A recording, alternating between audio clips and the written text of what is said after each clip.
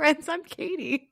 And I'm Lauren. And welcome to Okay, But Did You Know? A podcast where we talk about the TV and media that we love with a friend who's never seen it before. And I do apologize for the tone of this intro. That's on me. It's all Lauren's fault, but she has every right to feel the way she does. I have no regrets. This is what friends are for. Yeah, right. Today we're recapping and chatting about Bob's Burgers Season 9, Episode 9, UFO No You Didn't, and Episode 10, Better Off Sled. Seriously, though, the entire intro is all Lauren's fault, but I instigated it, so it's okay. You did. And before we get into the synopsis for the first episode, to be fair, you all are aware, you've listened to 164 of these, maybe give or take here and there. You're aware of how scripted these intros are, and it takes a lot for us to be like, before we continue. I mean, Lauren, I'm just talking, and Lauren wanted me to shut up. Nope, this is not what we're talking about. We're gonna move on now. You said you wanted to start, so I hit the record button. You're doing everything you can to make this mine. I'm a people pleaser. What can I love say? It. You're a people pleaser. Well, to be fair, again, if you didn't know, okay, I should talk about this episode. You should. We had severe technical issues with the once episode for this week, so we're recording this on a different day. So I'm just giving Katie as many issues as I'm gonna have. I can't say thank you to that. Wait a minute. As my brain catches up, it's a Tuesday.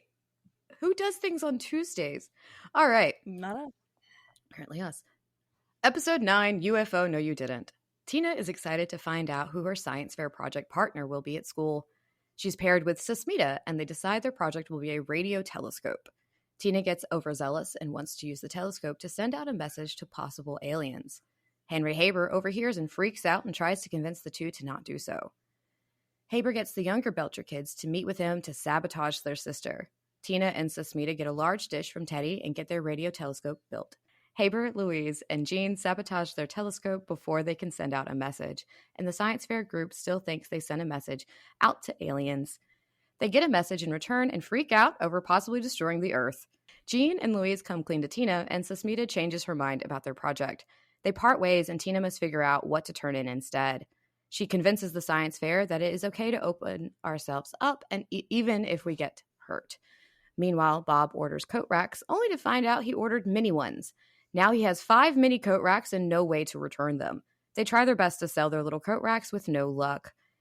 Bob put the coat racks on a table as it starts to rain, and people come in and use them, so he found a use. Mm-hmm. And for the vacant storefront, you're the man now, dog suits for dogs. Yeah, that's supposed to be a play. It's a full-on spelling out of the acronym YTMND. Okay. I know. Pest control truck.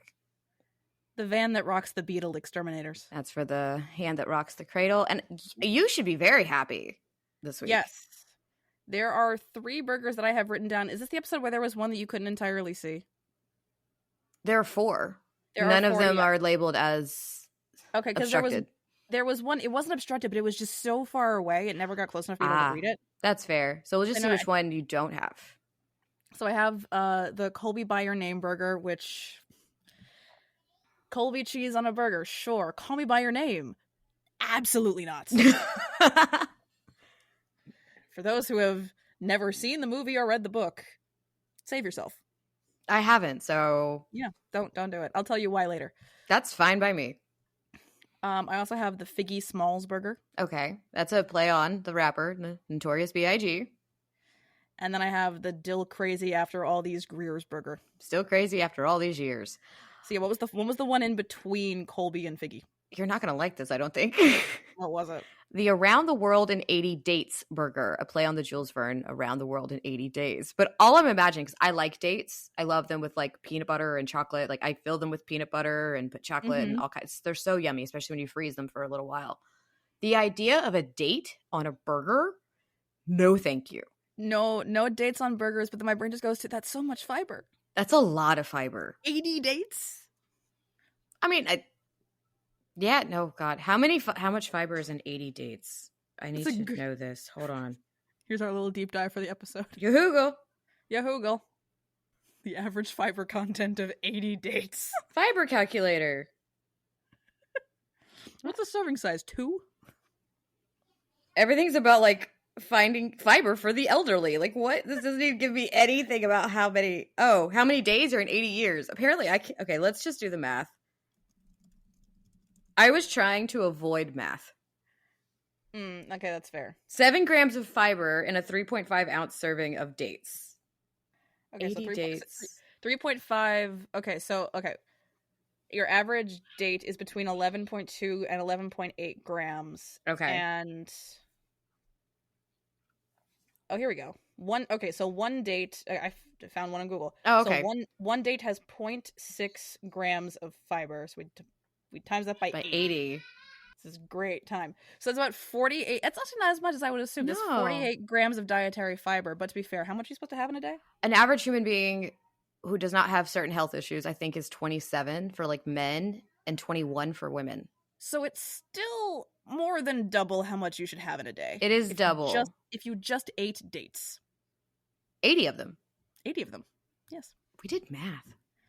Go us. Oh my God. We are number people. Look at us. I mean, I am a spreadsheet person, but still. But you let, as you've always said, you let the spreadsheet do your work for you. This is true. The computer does the math for me. All right. So we have Susmita, a new character, and she will be returning. She is voiced by Aparna Nancherla. She's an actress and writer known for A Simple Favor and Mythic Quest. She voices Moon Tobin in The Great North, which was created by the Molyneux sisters. Okay. So I kind of like that The Great North is very similar to Bob's Burgers, but it's not created by Lauren Bouchard like Central Park is, Central Park is. This is an offset of Bob's because the Molyneux sisters write so many episodes of Bob's Burgers. They're on the writing team. It's the same, the same animation style. Yeah. That one has Offman in it. Nick Offerman. Offerman, thank you. God. Well, Ironically, the only episode of that show that I've seen, because I watched it specifically because Colin O'Donoghue was a guest star in it. Yes. Is that they're doing like a doomsday prepper drill in the town that is Jurassic Park themed, and I watched it not long after we had done our Jurassic Park stuff. Lots of Jurassic Park coming up today. Yeah. So the title is a reference to the phrase, "Oh no, you didn't," which is very obvious, but still going to make note of it. So the conflict of whether humans should send a signal to aliens to their presence is inspired by Susan Liu's Remembrance of Earth's Past. On March 27th, 2024, Polygon did a piece connecting the episode to Liu's trilogy, so something that he has written. First speaking appearance of Mike the Mailman since the season 6 finale, Glued, Where's My Bob? We haven't seen Mike the Mail. Like, we've seen Mike the Mailman, but he hasn't spoken in that long. And we have a new, I don't talk about the writers all the time, because there's a lot of them and they write all the time. I just don't as much. But this one's cool because this is the first episode to credit a new staff writer, and their name is Katie Crown. Okay. Which I think is cool, more so for the fact of like we've had the same writers for so long, and they're like, okay, here's a new face, so more ideas, because like you kind of need to add from time, like you do need to add in new ideas and new faces and new people in to writer rooms when you've been on the air for as long as, like, at this point, this is 9 seasons. You might need some new input by this point from somebody who hasn't been around the whole time. Yeah. There's a writer on Once that I think she joined the staff as a story editor in season 5, but she'll actually be named on episodes in season 6. I have, like, in the back of my mind, I have a fun fact about her, and I'm just like, I've been holding on to it for so long. I'm excited for that. We get to it in a year. So this is the second episode where the Wagstaff School Science Fair is shown. The first one was Topsy. So it's kind of fun seeing a second one. I didn't remember Topsy being the science fair until now. It's just, but when you think Topsy, you think Topsy. Because was that also Tina's project, or was that a different kid? So that was Louise's project, and Tina and Jean participated. Gotcha. Because that was the mean teacher that wouldn't, the substitute teacher that wouldn't let her just use her volcano. Yeah. Tina kisses Zeke for the first time within the series canon. Her earlier kiss with him was during the non-canonical end credit sequence of the Hormoniums, which now tells me, I'm like, so does that mean the end sequence, the end credits are non-canonical? Non-canonical. Oh my God, that came back.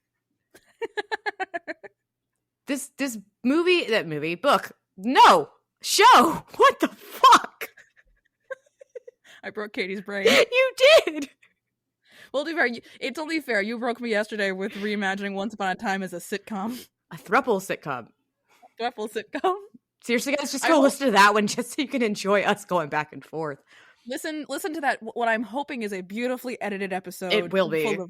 Full of so many technical issues. Or will have been. Will have been. By the time it comes out, it will have been edited. Right now, it isn't. No. And then a Wagstaff student appears holding Barobo cards at the beginning of the scene after Louise distracts Tina and Susmita. So, like, it's fun seeing all the things now. Like, we always see the ice cream machine. And then, of course, we got Bob's tattoo. And we've got the Barobo cards now. I really want to see woodchucks. Yes. Like, open a locker. Let me see a woodchuck randomly with missing an eyeball. Right.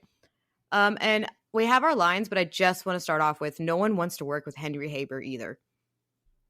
No, absolutely not. But I have 7 lines. I have 9. Okay. It's kind of sad, Henry. It's not sad. It's medical. We're going to run out of honey, and I'm not going to use agave like some idiots. That was my next one. Just don't listen to anything the moon says. He's a liar. I have that one. At least 1,000 type 3 civilizations. I think you mean diabetes. I love that written down. I think you mean diabetes, but go on. I use Rice Krispies. It adds crunch and it weighs nothing. Amateur, amateur, amateur. I have that one too. What about this coat rack? Is it beautiful? No, it's really dumb and you shouldn't have bought it. He's a real pain in the glorg. Put a fettuccine in your in-betweeny, Jimmy. That was really dumb, Dad, but I love you. And I just have screw the A, collective gasp. My last one is I hope the aliens destroy Earth right now. So what did you think of Susmita? I liked her, and like I've said, I called her crush being on Haber real fast because that makes perfect sense at the end of the day. But like I was like, yeah, maybe Tina is actually paired with someone who could get her an A for once because I'm with Bob. That wouldn't be the worst thing in the world. Yeah, like go with it. For a main character with glasses, Tina's real not good at school. No, she's and like they talk a lot about her not being great at math. Yeah. She's got to be good at writing. I guess maybe she's good in language arts because she practices writing plenty. This is true. So, like, we all had our problem subjects. Ironically, mine was math. As we just did math in this episode. Well, okay, so my problem subjects, to be fair, mine were math and science. Ironically, when I went to high school, though, because it was like, I'm not saying this to brag because I was like the bottom of like the top tier people. Like, I was in honors all of high school and middle school. Same. And I was like always like real close to getting kicked out of honors for a while. But like in high school, when I went from 8th grade to 9th grade, I was only in honors math and science and not honors social studies or English. And we took a test in social studies and my teacher pulled me over one time. She went, "What are you doing here?" Like, meaning like that I was like, I shouldn't have been there. I was like, I don't test well is what I said. I'm like, I think I did badly on like the standardized test. That's why I'm not in honors. She went, okay. And then she did basically, I did very, very well in that class. But I love that phrasing of, what are you doing here? Which is so funny because, like, I tested for, like, the gifted program. I still took AP classes, honors classes, was on the honor roll, National Honor Society, academic decathlon. Like, you named the list, I was on it. Yeah. But when it came to the gifted program, I didn't get accepted. But then at lunch, I would just go hang out with them anyways. And that just became the thing. It was just like, you're one of us. You're kind of one of us. And I'm like, thanks, guys. Thank you. Thank you for letting me join. I was smart, but there was a limit. But also, like, I'm also very like, I was smart, but there was a limit. That still maintains like that's what I stand. I'm smart. That's the title. Did you know I'm smart, but there's a limit? In the episode we do math. The episode we do perfect. You know, I do what I can. What can I say? But like, you've been on fire lately. Yeah, as like I said, I said to you last night or whatever it was. I was like, yeah, I miss my calling as a stand-up comedian. No, that was yesterday. That was yesterday. The days bleed together. Every day is the same. But we're all hot and sweaty day in, day basically. out. But where was I going with this? Oh, because with like the gifted program, like my mom, she never like submitted me like to take the test or anything, and I think she was, because I was always on the younger side of my class, but like it was a case of my mom, she did actually ask like the principal of the elementary school, like, should be given how close she is to the cutoff, because like the cutoff I think was December 1st and my birthday's the end of October. So she's like, should we, because she's going to be so much younger than everyone else. And like this principal like did the smart thing of like, she, you know, they observed me, like my mom told her about me, whatever, like, and she went, this sounds like a little girl who's going to wonder why she's not going to kindergarten this year. Like, I was emotionally and Ooh. intelligently ready to go, even though I was on the younger side of my class, which was like, so I was always like in that case of I'm smart, but there's a limit. It's like I got some stuff going for me, but math isn't one of them. No, I'm with you on that one because like I did academic decathlon, which has so many subjects, and like I won awards in like speech and art and regurgitating information. But then you put me in front of like complex math, physics, trigonometry. I can't do that shit. You want me to convince you of something? I'm pretty good at that. You want me to rename dates to you of wars and what happened and why things happened in history? I got you. You want me to do numbers? No. You want a state capital? I got you. Right? Oh, yeah, you got that. Got that down. I got that one down. Forever. Like, I've got, there's useful and yet useless information in my head. I mean, and we're all just burnt out gifted kids. Like, we may not have been gifted, but we're gifted. Yeah, no, exactly. I think because honestly, like if we didn't have that that overachiever mentality, would we have kept up this podcast this long? God, no. I do this for fun. Yeah, like this is our hobby. I really like Susmita. Yeah, I do. I think she's really sweet. She is that gifted kid though. That's just like, can we just do the project? Yeah. Can we just do the project as we described it? Can you do your part? Because I feel like you were probably with me on that. Like, I was the kid doing the group project while everyone was lazy. And of course I'm doing everything because I'm like, I'm not getting a bad grade. I'm a straight A student. Fuck you guys. So, to the point, did I ever tell you that in like my history class, my junior year, my teacher no longer would allow me on teams anymore for Jeopardy? Yeah, you told me because you used to run Jeopardy.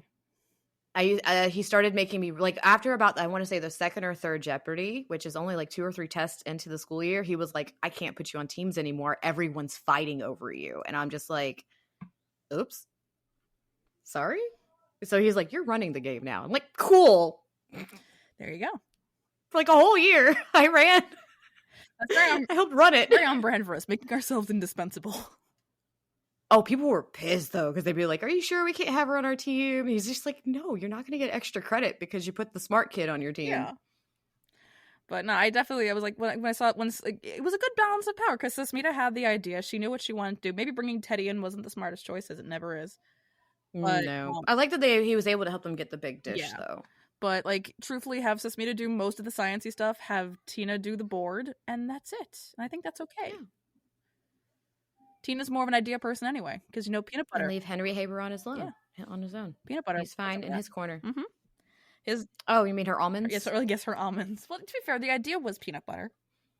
Yeah. What's up with that? Why is it butter if it's not made of butter? These are the hard there's some oil that's in peanuts. These are the tough investigative questions that I think need answering.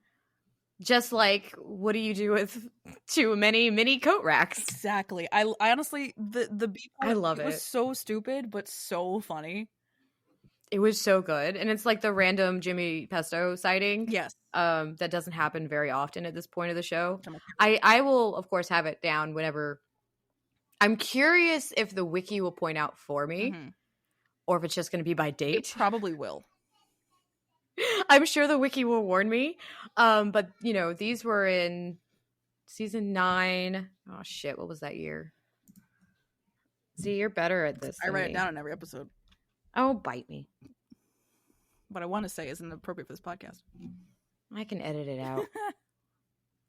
So season 9 was 2018 into 2019. So that means... We're very close. Season 10 or 11? 11? It would have been after... No, it would have been after 2021. Yeah, after 2021. So if we're in 18-19 right now, 19-20 is 10. 2021...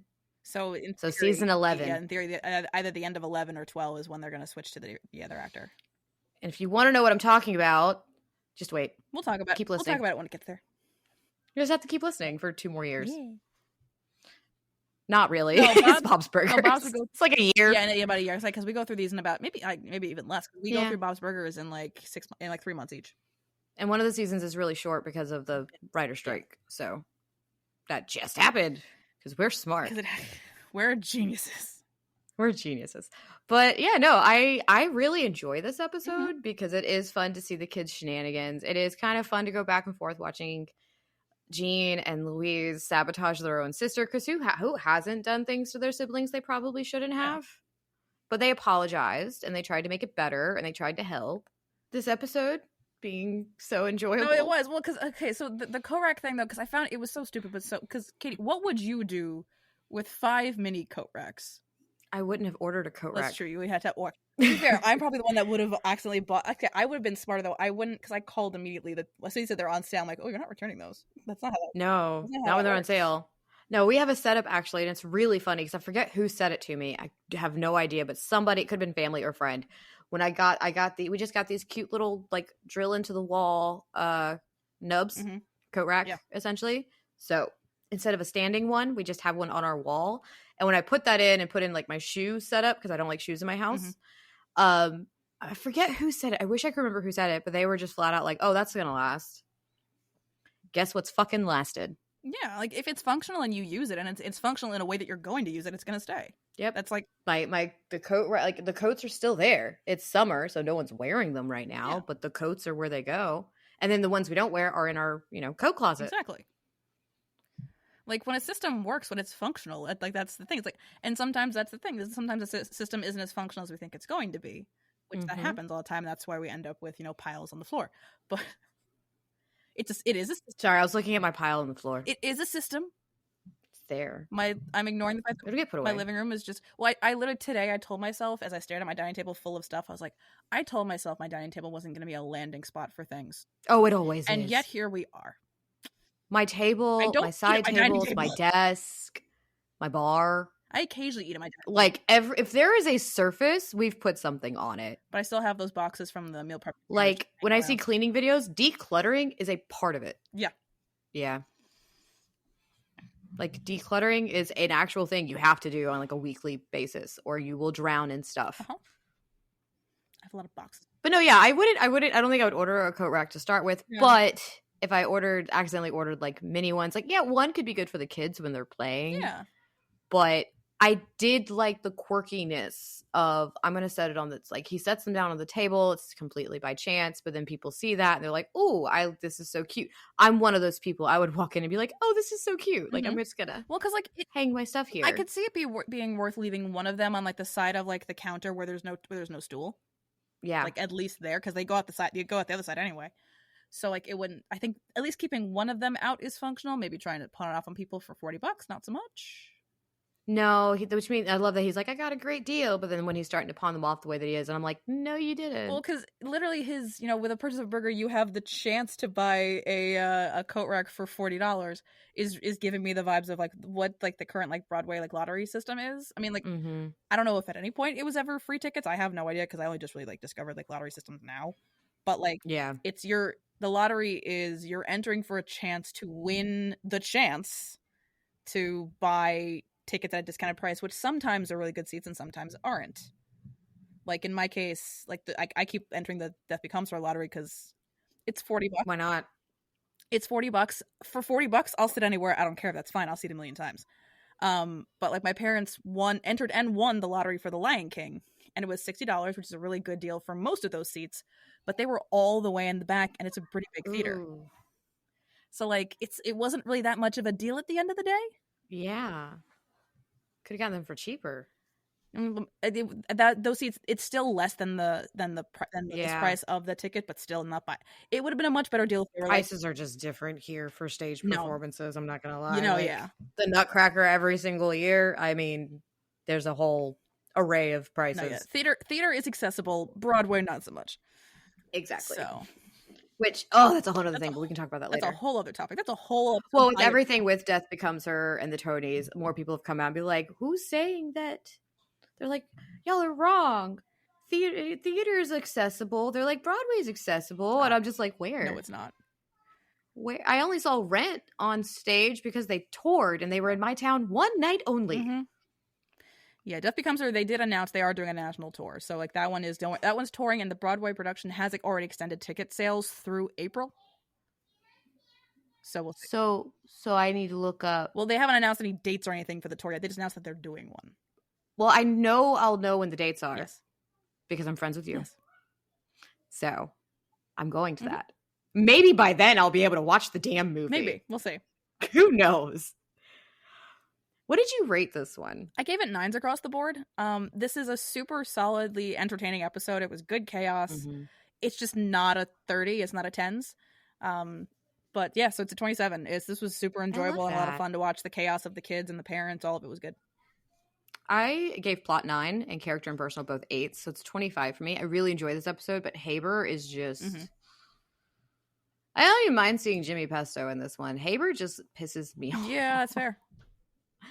Oh boy. And as we're, sweating and dying, let's talk about a Christmas episode. Yay. Episode 10, Better Off Sled. Ocean Avenue has received a record-breaking snowstorm, and the kids are excited to go sledding. Teddy sees himself on the news helping to snowplow the area. When the kids get to the park, they find out Logan and his friends have set up a snowball fight right where everyone sleds. Rudy calls his cousin a softball pitcher, and she comes to help with Logan and his lackeys. The teenage boys return with a basketball player from the high school and lose the hill for the day. Louise convinces Teddy to plow the park to get back at Logan and his friends. The kids put on kitchen armor, insisting they will sled no matter what. Mandy and the female high school sports players show up and fight off the boys from the hill. Louise gives Logan a head start from being attacked, and the kids take back the hill for sledding. Linda finds her old knitting supplies and decides to try and make the kids scarves for Christmas. She struggles with the knitting, so Bob gives it a try, only to find out he is a better knitter. The kids open their scarves for Christmas and end up liking Linda's the most because it's more unique than Bob's perfect knitting. What did you get for the vacant storefront? Manger danger, baby proofing. I play on stranger danger. And for pest control, truck, Silent Mite's Pest Control. That one's not that bad. That's a good one. And we have 2 burgers. Yes, we do. The Smilla's Sense of Snow Pea burger. I don't know if I'm saying that right. Yeah, I think so, because it's the play on the movie Smilla's Sense of Snow. Mm-hmm. And then the other one is the Santa Claus is Coming to Town burger. You've got to be so sick of slaws. I mean, he uses slaw a lot. They do use slaw a lot. I mean, to be fair, slaw is a good topping on a burger. So I could see, Santa slaw. So, okay, so we have, a regular, green and purple cabbage kind of slaw for multiple color action. Yeah. But the Sense of Snow Pea burger, that one just reminded me of, there's an episode of The Simpsons that's Skinner's Sense of Snow, which is a reference, I'm assuming, to the same thing. And that's mine and my dad's favorite episodes because it's full of some of the stupidest gags, because the premise of that one is that on the day before Christmas break, there's a massive snowstorm, and everyone, and the kids and everyone are snowed in at the school. So the main plot of it is they have to get them out, but the chaos inside the school is great because the principal is kind of more, he's a military man, so he's doing a lot of that, and there's a mutiny and everything happening. But it starts with them watching a very, very old Christmas movie that is meant to be the worst thing humanly possible. And it's these little short people, I'm assuming, these animated, and these gremlin costume looking things. But at one point, one of the gremlin looking people is in love with a woman that looks just like little Bo Peep, and then the bit is just that he's just the one is he's been singing for 2 hours, and it's the worst. But then when they finally just get Skinner out of the way, he tries to send help via a hamster and a ball. And so he puts the hamster ball out into the window, and you just hear him go, "Godspeed, Nibbles." I am going to edit this while completely sober, and then I'm going to get really high and listen to that for a second time. Because I feel like it needs to. Yeah. I mean, the song that the guy is singing for a long time is apparently is terrible. It's a lot of, I'll spend my days pitching woo to you and you and me, and you can see I don't know how to react to this. I'm at a loss. I don't even know what the fuck to say. I don't know what I'm saying anymore. I don't either. It's a great Simpsons episode with a similar pun in the title. Okay, so should I just get high and watch the episode and give you my reaction? Yes, you should, because at one point, they get high on car fumes, and someone just says, "Bring me my ranch dressing hose." That episode is full of that one episode's full of just text me the info, because once I've smoked, finding it is not going to happen. Disney Plus. It's on Disney Plus. It's The Simpsons. Oh my god. Oh, okay. So the title is a reference to the 1985 movie Better Off Dead. You're welcome. Thank you. Okay. Tina, Jean, and Louise wear the same winter clothes they wore in Dr. Yap. So they got the big ones out for all that snow. Mhm. Jean refers to Mandy as Brienne of Tarth, a character from the Game of Thrones franchise. And obviously I only know this because of the wiki, but I am laughing so much because like between Jean and Louise, I don't know if Tina has yet, they have both referenced Game of Thrones at this point. But when Louise mentions it, Bob is immediately like, when have you watched Game of Thrones? Have you been watching Game of Thrones? So like the parents definitely don't know, but they're also poor. Yeah. So there's no way they have HBO. No. Which means somewhere Louise and Jean are pirating Game of Thrones. Or reading the books. Doubt that. That's true. It's the Belchers. They're watching it. That's fair. You're right. I gave them the benefit of that out. I just wanted to point that out because, like, canonically, that's the only way that works. Mm-hmm. Because if Bob has no idea they're doing it, Linda would probably not allow that. No. Like, she is a good mom. Like, there are things that she's like, just like the horror movie. Bob told them, do not watch this horror movie. And what did they do? Mm-hmm. I still want to see that, though. Like, just a zombie movie in a Jewish bakery sounds fucking hilarious. Yeah. I'm not wrong. No, you're not. I have no idea what it would look like, but it'd be funny. I'm not that kind of idea person. No. I can't come up with that. I don't have enough Jewish knowledge. I'm still taking lessons. Every podcast episode is a new Jewish lesson.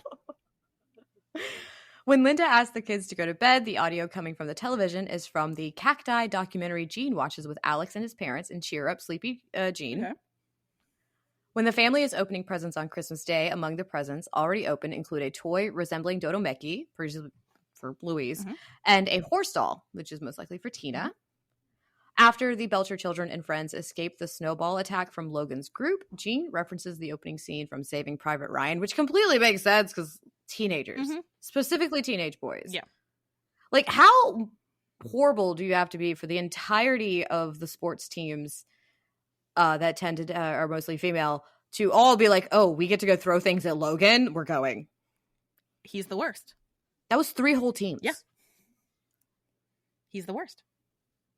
And then I have another fun fact. I'm not calling it another fact that the wiki provided, and trigger warning for anything religious and stuff with violence towards children. Okay. Skip like 30 seconds most likely for that, or maybe a minute, because what the fuck? This was in the wiki. Okay. I don't understand it. But when Teddy and Linda are fighting over Linda's knitting bag, he asks Bob to decide who should be the one to have it, but Teddy also adds, and don't say split it in half. The wiki says that this is a reference to 1 Kings 3:16-18 in the Bible when 2 women were arguing and claiming that they were the mother of a baby, and Solomon says to cut the baby in half. Yep. Why are we referencing this? I don't know. But I don't as soon as you said that line, I'm like, that's exactly what it's referencing. Yep. I didn't study the Bible like that. Honestly, I cheated. I got that from another Simpsons episode.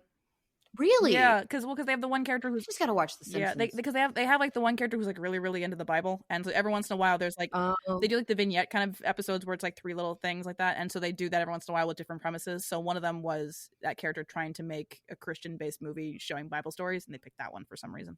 You're good. Yeah. See, I don't really do that because I grew up Baptist, but I cheated in Bible study because I never wanted to actually read it and gave up reading it once I was like, I'm done with this because I had too much logic to be reading that book. And I'm Jewish. Oh man, I know. Oh my goodness. I don't think my Sunday school teachers enjoyed me very much because I'd be like, why?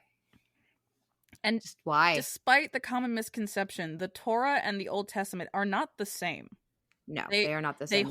They hold similar stories, but they are not the same text. It's the same people that try to say like the Quran and the Torah are also the same, and I'm like, no, that's just empirically wrong.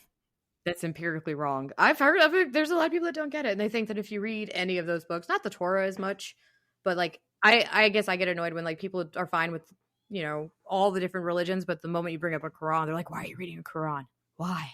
Like, it's not evil. It's a religious text. It's a book. It's just a book. It's the same if I was reading religious text on Taoism, Buddhism, Hinduism. It's the same. Yep. But I have 1, 2, 3, 4, 5, 6, 7. Wait, no, is that what I counted? I have 7 lines. We have the same amount, so you're going to go first. Sledding is my favorite sport because Lady Gravity does all the work. A tote bag? You just found that? Look at the handles on that thing. I, too, understand Teddy's obsession with the good tote bag. A good tote bag is a good thing indeed. Yes. There's a marshmallow in there I cannot reach. That's life, pal. I don't want to get involved, but Teddy, he needs it more. Saving Private Ryan called. It wants its opening scene back. Is he dead?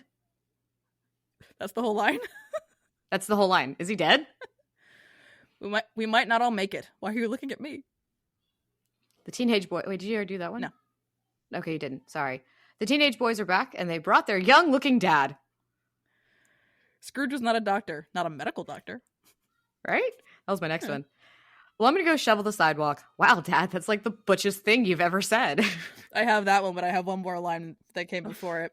Okay. You can't force someone to love you, Louise. Wait, what are we talking about? You're going to blame Gram for that? We blame a lot of stuff on her. So what did you think about our Christmas episode? I hesitate to say that I liked it. Well, it'll be reflected in my feelings will be very heavily reflected in my score, mainly because the Louise-Logan conflict might actually be my least favorite semi-regular bit. Is it because I ruined it for you with the fact that people ship that? No, it's just the fact of he's a 16-year-old and she's 9. What the fuck?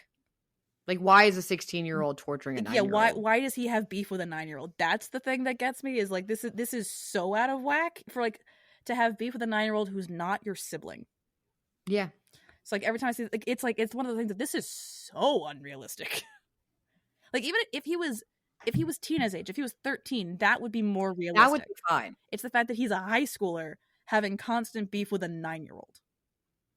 Because no one really messes with her at school.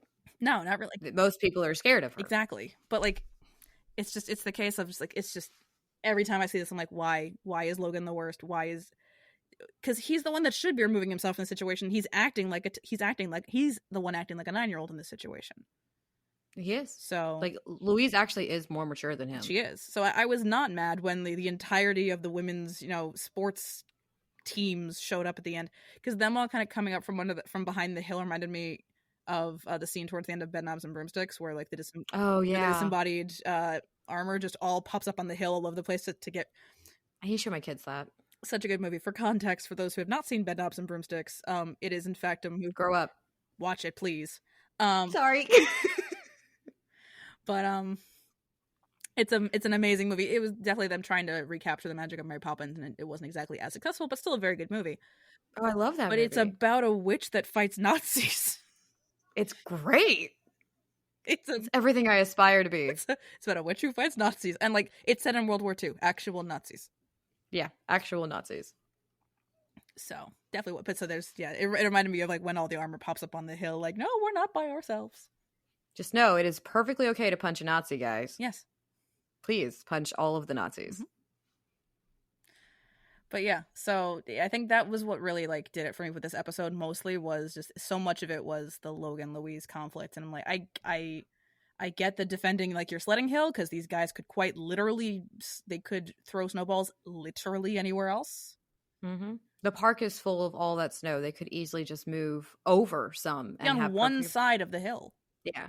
But like they're it's the battle of the older friends and cousins. At one point. Yeah, it is. But it's just it was a lot of that, and I wasn't the biggest fan of it. I'll be quiet. That's a personal thing. Oh no, that's completely because I don't enjoy the age gap either, but I enjoy the banter and Louis. Like I think I like it because at least in this one we see Logan get what he deserves. Yeah, and I think that's why I enjoy it. Is like people come to defense of the innocent children, even the teenagers. His friends are like, "Can we just go somewhere else?" Even they got sick of it. Yeah. At some point, like his lackeys, they were like, "We don't want to do this anymore. Can we just move on?" Like even they feel like it's weird. Well, because like towards the end, when Louise does like save him brief or gives him the very brief head start, I was like, "No, Louise, he's not worth it." I think it was just trying to show her growth. Yeah. He's not worth it. He's not worth it. But showing her growth and her having empathy, I think, is still a good thing. Because it does still show empathy, which we're lacking nowadays. A lot of that. So I enjoy that aspect.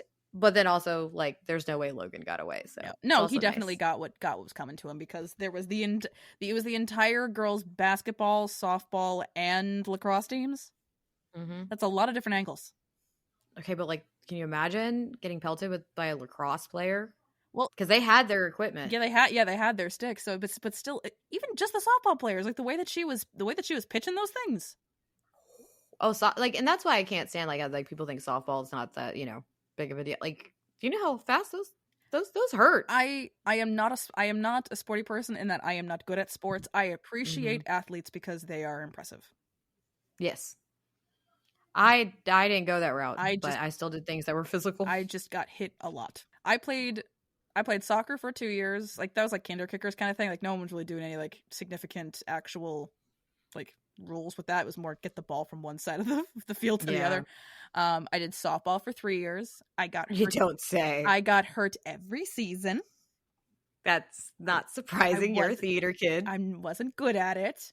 And then I think we've had this conversation before. I did basketball, I think, for 4 or 5 years. And that's because my best friend was on the team and her dad was the coach. And so it was like more a social club aspect than actually playing the sport. Like, I think I told him last time I saw him, like, thank you so much for only having me be in the game for the minimum amount I was required. Right. Like, the second I was attended, like, okay, Lauren, you're coming out. Like, great, thanks, I'm going to sit here. I did JRTC. So, my physical aspect was marching. Mm-hmm. I did color guard, so lots of marching there. But I also did Raiders for a year, and that involves so much. I hated the running aspect. I sucked at running because I still had a heart condition that they, misdiagnosed at that age. Mm-hmm. But it was fun doing one rope bridge because they were like, yeah, she's short. She can be far side. Yeah. Which helps. Oh, wait, do you know what that is? No.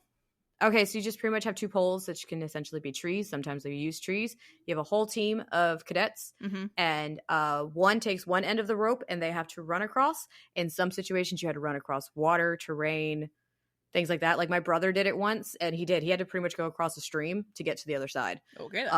You then do a certain set of knots that I think I still know how to do to attach that rope to the other side of the tree, and then you have someone, so that's called your far side, and then your near side is getting the rope up on the tree, because everybody is in harnesses with carabiners, and you then have to put everybody on the rope, and they have to get to the other side, and it's all timed. Like, you gotta go the fastest. And then the far side person gets to take the rope down and run also across the creek, so like only 2 people get wet. I was far side because then they put a really, really tall person on near side. Because then the tall person got it really high, and mine wasn't very high, and so everybody just kind of slid down. Yeah, they all slid down.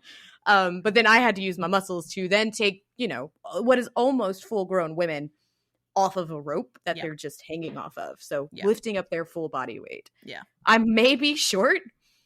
I'm stocky. Well, as you said, like, no shit, I got hurt every time I was a theater kid. Like, to say, like, musical theater, especially that is very physical, especially when you're in the ensemble. Like, when like you're the principals, you're not doing as much moving as everybody else. And to be fair, I mean, we all did a lot of dancing. Like, that's very physical. Like the semester in college that I did cabaret, that was a case of one of the few times that I lost weight by accident, mainly because I was moving more and eating less, because I was in dance rehearsals for that show, because everyone did everything in those shows. So I was dancing in nearly every ensemble number that was in that show, in addition to being a principal. And so I was, and also it was my 3rd year of college. I was getting sick of everything in the cafeteria. So I was basically subsisting off of chicken fingers and tortellini salad, and dancing for, I don't know, 6 hours every week. Yeah, sounds about right. It's very, I was a great cabaret dancer. What can I say? How did we get here? I don't know. Physicality? Sports teams. Sports teams. That's how we got here. So musical theater is just as physically demanding. Like, truly, it is. Broadway performers are athletes. They have to be, because like not only are you running around as much as some athletes do, because think about it, they're doing all that movement through a 3-hour production. A soccer match, professional elite athletes soccer match, is 90 minutes long with maybe a few extra minutes of stoppage. These actors on stage go longer than they do. Yep. So no, and on top of that, they're dancing, they're singing, they're running around, quick change. Like, it's probably harder to do that than it is actually to play soccer for 90 minutes. It requires more mental energy. It does. So no, kudos to you. But anyways, what did you think of this episode? Like, in general, I think, like I said, I'm like, it's just this wasn't my favorite. I can't win with you. No. I like this one. Oh, sorry. The score wise, I gave it sixes for plot and character. Mhm. It was just fine. It got a 7 for personal, solely for the group of women that pelt him with snowballs. Wow, we have very different opinions. So Because got a 19. 19. So this is a 30 for me because I am a mother learning to knit. So I really love that storyline. I love when that happens, though. I love seeing Logan tortured. So like that's already got my score bumped up because Logan's getting what he's due. It's the same like when Jimmy Pesto or Fran gets what they deserve. Yeah. So I really enjoy this one. I actually like it. And I like that it's a Christmas episode, not surrounding Christmas. Yeah. I think that's my other thing with it. Because Linda's storyline is very sweet, and Bob seems to be the type of person to be like, oh, I did it. Yeah. Like, sometimes that's just how it is. He's not trying to one-up her. He's just doing it like, oh, okay, I guess I can do this. True. But yeah. I love, honestly, as much as when, like, there's, like, how our scores end up, I love when we're complete opposites. Same. And when we're, like, the same score, but it's not a 30.